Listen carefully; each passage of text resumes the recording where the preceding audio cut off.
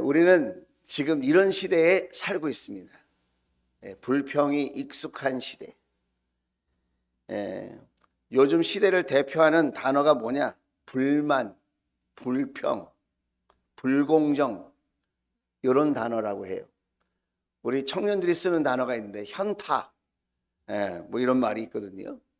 그러니까 현실이 어렵다 이 말입니다.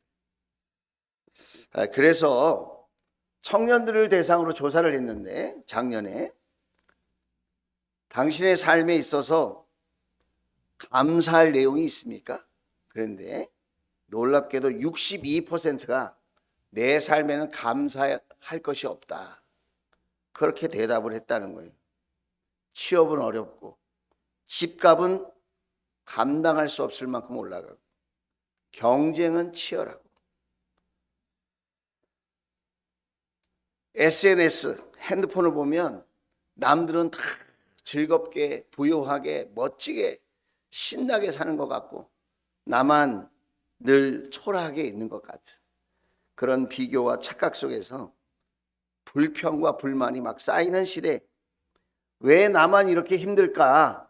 왜 나만 이렇게 어려울까? 또 교회 다니는 분들 가운데에도 하나님은 왜 내 기도를 들어주지 않을까? 이런 불평, 불만이 그런 쌓이는 시대에 우리가 살고 있다는 것입니다. 시편 기자, 오늘 시편을 기록한 분은 오늘 시편 50편 23절에 이렇게 이야기하고 있습니다. 감사하는 마음으로 제물을 바치는 사람이 나에게 영광을 돌리는 사람이니, 하나님께 영광을 돌리는 사람이 어떤 사람이라고요? 감사하는 마음을 갖고 있는 사람. 그리고 그 감사하는 마음을 실천하여 표현할 수 있는 사람. 감사를 표현하는 것, 그거를 제물을 바치는 사람이라고 표현하고 있어요. 감사를 생각에만 담고 있는 게 아니고 마음에만 간직하는 게 아니라 감사를 표현하는 거예요. 그럴 때 하나님이 영광 받으시. 올바른 길을 걷는 사람에게 하나님께 대하여 감사하는 마음을 갖고 주변 이웃들에게 감사하는 마음을 나눌 수 있는 사람에게 내가 나의 구원을 보여주겠다. 누구의 말씀입니까? 하나님의 말씀이라는 거예요.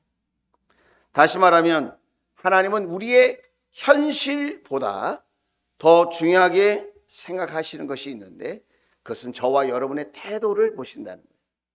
저와 여러분의 현실을 무시하지 않으시지만 그 현실보다 그 현실을 살아내는 저와 여러분의 태도, 그 태도를 하나님은 보고 계신다라는 거예요.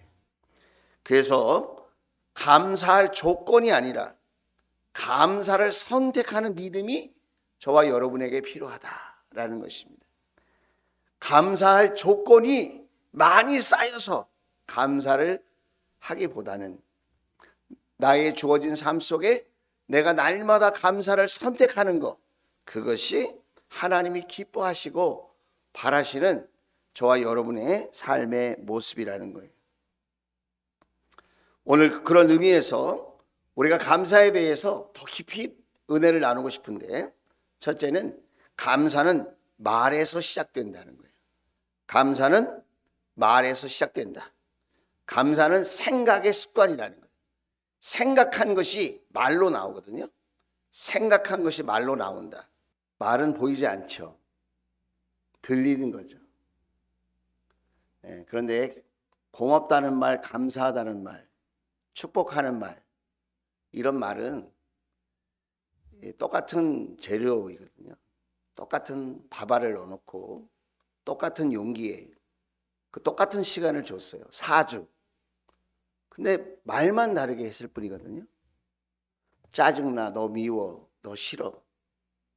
불평하고 원망하고 짜증나는 말을 한쪽에는 많이 하고 한쪽에는 고맙다고 감사하는 말을 많이 했어요. 그랬더니 한쪽은 구수한 하얀 곰팡이가 이렇게, 하나는 까맣게 되면서 썩은 곰팡이가 피었다는 거예요. 제가 실제로 감사 훈련을 하면서 양파를 컵에다 놓고 양파를 한 달 동안 키웠어요. 그 양파를 키우면서 한쪽에는 사랑합니다, 축복합니다, 고맙습니다, 감사합니다 그렇게 양파를 넣고, 또 한쪽에는 짜증나, 너 미워 막 그랬더니 한 달 지났더니 한쪽에는 무성하게 양파가 아름답게 막 이렇게 싹을 내는데 한쪽은 병 들어가지고 얘가 쭈글쭈글해지는 거예요.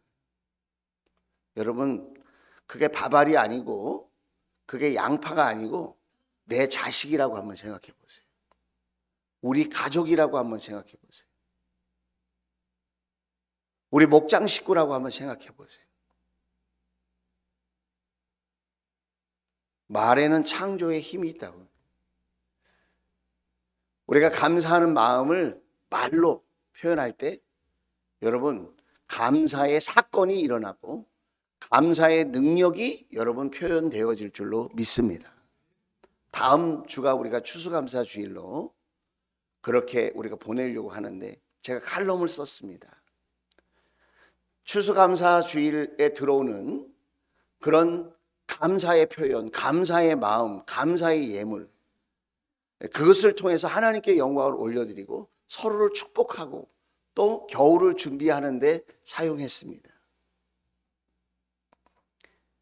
우리가 감사를 표현하는 것, 그것은 우리가 함께 주 안에서 행복을 누릴 수 있는 첫 번째 비결이라고 하는 것입니다.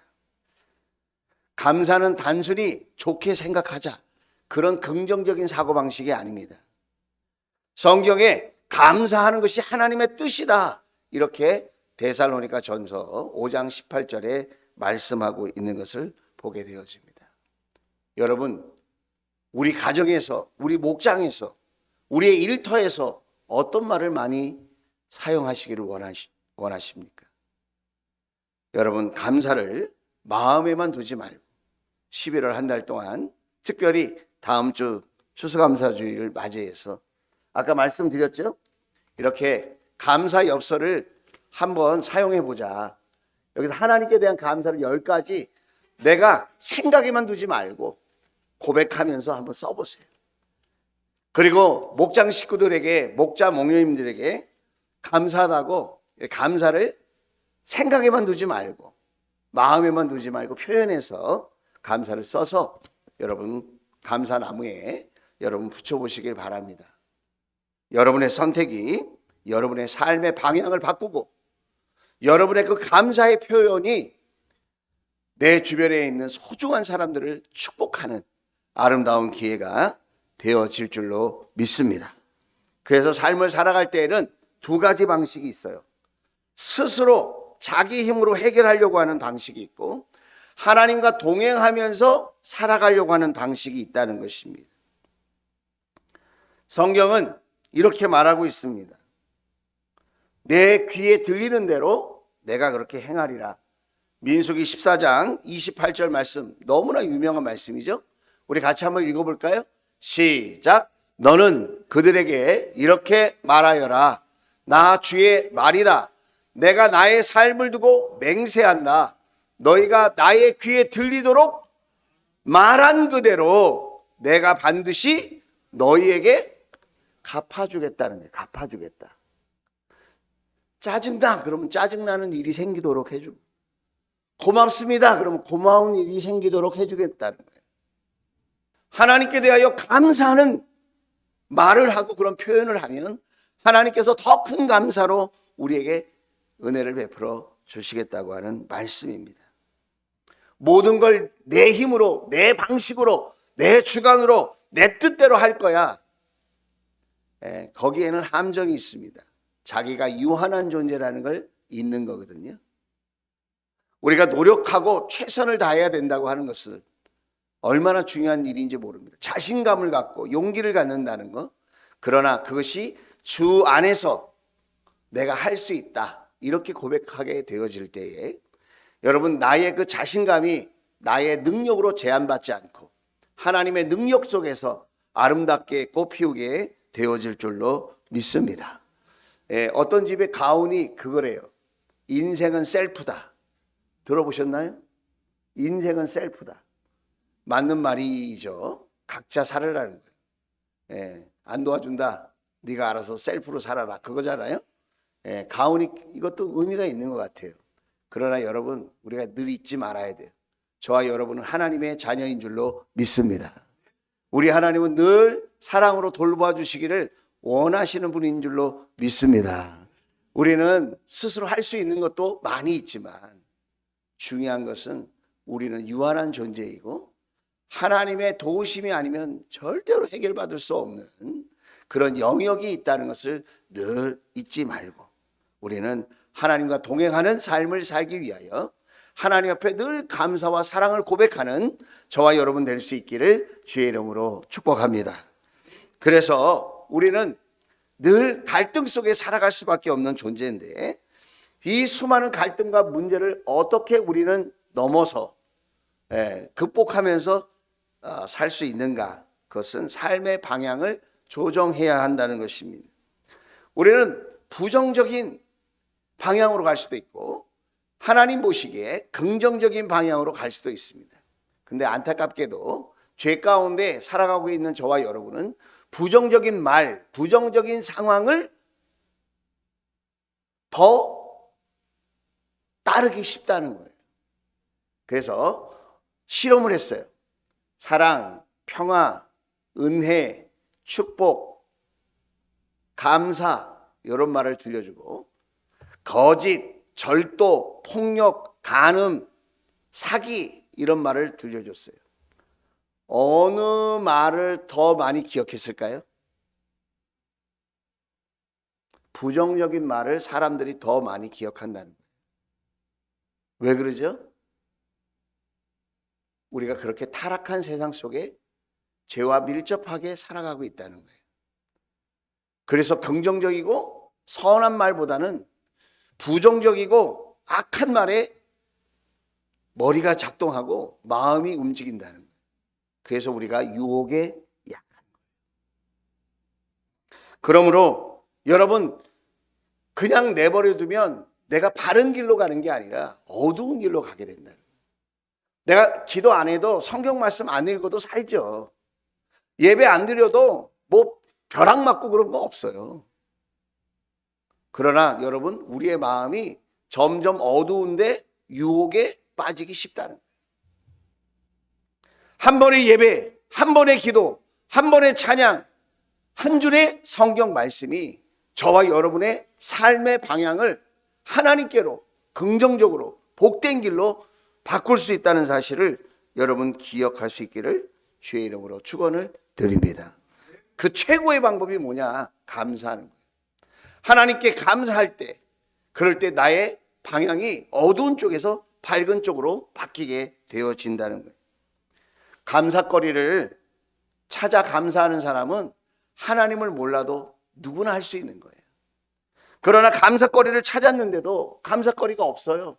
힘든 상황이에요. 답답한 현실이에요. 그러나 그런 순간에도 하나님을 생각하고 감사할 수 있는 사람은 삶의 방향이 하나님과 동행하는 길로 나아가게 되어진다는 거예요. 우리가 가정과 직장에서, 일터에서, 또 신앙생활하는 공동체 안에서 갈등과 고민이, 아픔과 상처가 있을 수 있습니다. 사람이 모인 곳, 사람이 살아가는 곳, 그곳에는 죄도 같이 역사하고 있기 때문에 그렇다는 거예요. 바로 그럴 때 저와 여러분은 하나님의 다스리심, 하나님의 돌보심, 하나님의 인도하심을 생각하고 불평 대신 하나님 앞에 감사를 고백하게 될 때 내 마음의 방향이 바뀌어서 여러분 우리의 일상이 더 행복해질 수 있다는 것을 여러분 기억할 수 있기를 주의 이름으로 축원을 드립니다. 한번 따라서 합시다. 하나님, 나의 시선이 주님의 시선으로 바뀌게 해주세요. 그저 나의 육의 눈으로만 보는 것이 아니라 하나님의 눈으로, 하나님의 관점으로 볼 수 있도록 그렇게 바뀌어질 수 있도록 기도를 하는 거예요. 순간순간. 그래서 여러분 환경을 바꾸는 일도 대단한 일이지만 더 대단한 일이 있어요. 그게 뭐죠? 나의 관점을 바꾸는 거예요. 나의 마음을 바꾸는 거예요. 저와 여러분의 마음이 감사로 넘치게 되기를 주의 이름으로 축원을 드립니다. 어떤 직장인이 이렇게 말을 했어요. 매일매일 회사 가는 게 지옥 같다는 거예요. 매일매일 직장에 가는 게 너무너무 싫다는 거예요. 그래서 아침에 눈을 뜨기가 싫은 거예요. 제일 행복한 시간은 퇴근하는 시간이라는 거예요. 그런데 이분이 감사에 대한 하나님의 말씀을 듣고는 이렇게 마음에 결단을 했어요. 내가 출근할 때마다 감사의 제목 한 가지씩을 떠올려 보겠다.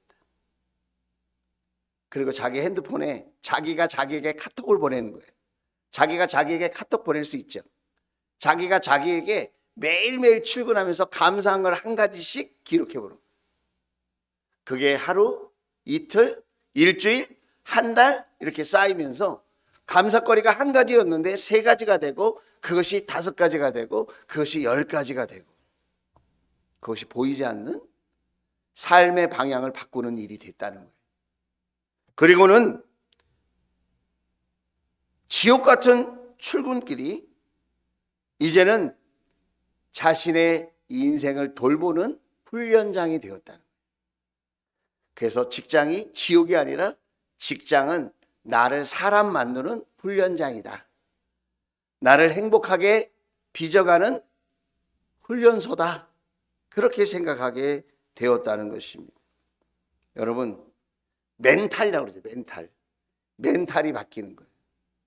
감사하면 아무리 슬프고 괴롭고 답답한 일이 딱 만나도 먼저 감사거리가 딱 떠올라요. 여러분, 뇌과학자들이 요즘 많이 책을 쓰고 있습니다. 뇌과학자. 감사의 말이 나의 행동을 지배한다는, 감사의 말이 똑같은 상황 속에서 내 행동을 지배해서 감사하는 일에 반응하면서 살아갈 수 있도록 나를 행복하게 만든다는 것입니다. 참 놀랍게도 성경에 이와 비슷한 말이 있습니다. 잠언 18장 21절 앞에 있는데 같이 한번 읽어볼까요? 큰 소리 읽어봅시다. 시작! 죽고 사는 것이 혀의 힘에 달렸으니 혀를 잘 쓰는 사람은 그의 열매를 먹는다. 뇌과학자가 뭐라고 그랬죠? 나의 감사의 말이 나의 행동을 지배한다. 여러분, 같은 의미 아닙니까? 성경은 과학을 얘기하고 있지 않은데 지금 우리가 발견하는 이 과학적인 사실을 뛰어넘는 그런 진리를 우리에게 가르쳐주고 있다는 것입니다. 심리학자인 로버트 에버스는 이런 말을 했습니다. 감사를 실천하는 사람은 불평을 습관적으로 하는 사람보다 우울감이 25% 낮고, 감사를 말하고 표현하는 사람은 우울감이 25%가 떨어진대. 우울증에 잘 걸리지 않는다는 거예요. 그리고 보통 사람보다 행복감이 30% 높다는 거예요. 오늘 시편 50편 23절에 뭐라고 그러죠? 감사하는 마음으로 제물을 바치는 사람이, 감사하는 마음을 표현할 줄 아는 사람, 하나님께도 이웃에게도 감사하는 마음을 표현할 줄 아는 사람이 하나님께 영광을 돌리는 사람이다. 하나님을 영화롭게 한다. 하나님을 기쁘시게 하는 사람이다. 할렐루야. 여러분, 감사는 단순히 내 마음 편해지는 그런 심리 기술이 아니라는 것입니다. 감사는 하나님의 다스리심, 하나님의 주권, 하나님의 돌보심을 인정하는 믿음의 행동이라는 것입니다. 하나님, 내 삶이 하나님 손에 있음을 믿습니다. 한번 따라서 하겠습니다. 하나님, 내 삶이 하나님의 손에 있음을 믿습니다. 네, 하나님의 손 안에 있는 거예요. 당장 내가 볼 때 마음에 들지 않아도, 내가 볼 때는 불편해도, 내가 볼 때는 속상한 일이 있어도 하나님의 손 안에 있는 거야. 하나님이 다 다스려 주실 거야. 하나님이 더 잘 되게 하시려고, 하나님이 나를 예수님 닮는 믿음의 인격을 갖게 하시려고, 하나님이 나를 새롭게 하시려고 하나님께서 지금 나를 이렇게 이끌고 있는 거야. 여러분, 하나님의 주권을 믿을 때 우리는 감사를 선택할 수 있는 용기를 갖게 되는 거예요. 제가 이틀 전에, 어젯밤에는 조금 비가 뿌렸죠. 이틀 전에 제가 오후에 걸어가는데 이 하늘을 보는데 하늘이 얼마나 아름다운지. 여러분 요즘 하늘을 보신 적 있으신가요? 흘러가는 구름을 보신 적이 있으신가요? 이것이 다 하나님의 솜씨다, 이런 마음이 들었어요. 나무 잎에 색깔이 바뀌고 있지 않습니까? 이렇게 걸을 수 있는 게 감사, 호흡할 수 있는 게 감사, 이렇게 내가 눈을 떠서 볼 수 있는 게 감사하고, 또 이런 아름다운 자연 속에 하루하루 살게 하시는 것이 감사. 무엇보다 이런 모든 것들이 하나님께서 공짜로 저에게 주신 선물이다, 이런 생각을 하니까 너무너무 감사한 거예요. 지금 여러분이 건강할 때에, 이렇게 여러분의 건강한 말로 성전에 올라올 수 있을 때, 건강한 목소리로 대화를 할 수 있을 때, 건강한 눈으로 자연을 보고 여러분의 건강한 손으로 무언가 봉사하고 일을 할 수 있다는 거, 여러분의 재능과 여러분의 그 소중한 은사를 가지고 내가 영혼을 섬기고 하나님의 공동체를 섬길 수 있다는 거, 그거 여러분 얼마나 하나님 앞에 큰 감사의 조건이 되는지 저와 여러분이 먼저 깨닫고 감사할 수 있다면, 우리가 날마다 감사를 선택할 수 있는 용기를 가질 수 있다면 우리의 일상이 얼마나 달라질 수 있을까? 하나님은 지금도 저와 여러분을 포기하지 않고 은혜와 사랑으로 돌보아 주고 계십니다. 우리의 불평 한마디가 하나님의 마음을 근심시키고, 우리의 불평 원망이 우리 가족과 우리 주변에 있는 사람의 여러분 영혼을 상하게 한다는 사실을 우리는 잊지 말아야 합니다. 하나님 감사합니다. 이 고백이 불평의 사슬을 끊고 어둠의 권세를 물리치게 되는 줄로 믿습니다.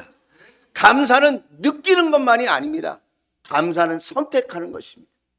오늘 똑같은 환경 속에 똑같은 인생을 살아가는 그런 분들이 계신다 할지라도, 어떤 사람은 그저 감사를 느끼기만 하려고 하는데, 어떤 사람은 적극적으로 예수 그리스도 안에서 감사를 선택하며 살아가고 있다는 거, 여러분 용기 있게 이 한 주간 동안 감사를 선택해 보시지 않겠습니까? 그럼에도 불구하고 감사, 그러니까 감사하고 모든 것을 감사하려고 마음을 먹을 때 우리 하나님께서 도와주실 줄로 믿습니다. 데살로니가 전서 5장 18절 말씀입니다. 같이 읽어봅시다. 시작. 모든 일에 감사하십시오. 이것이 그리스도 예수 안에서 여러분에게 바라시는 하나님의 뜻입니다. 여러분, 감사하는 마음이 하나님을 영화롭게 하고 모든 일에 감사를 선택할 때 그것이 용기 있는 믿음이 되어서 하나님의 뜻을 이루어가는 우리의 멋진 일상이 되어질 줄로 믿습니다. 감사로 승리하는 한 주간, 감사로 승리하는 저와 여러분의 인생이 될 수 있기를 주의 이름으로 축원을 드립니다.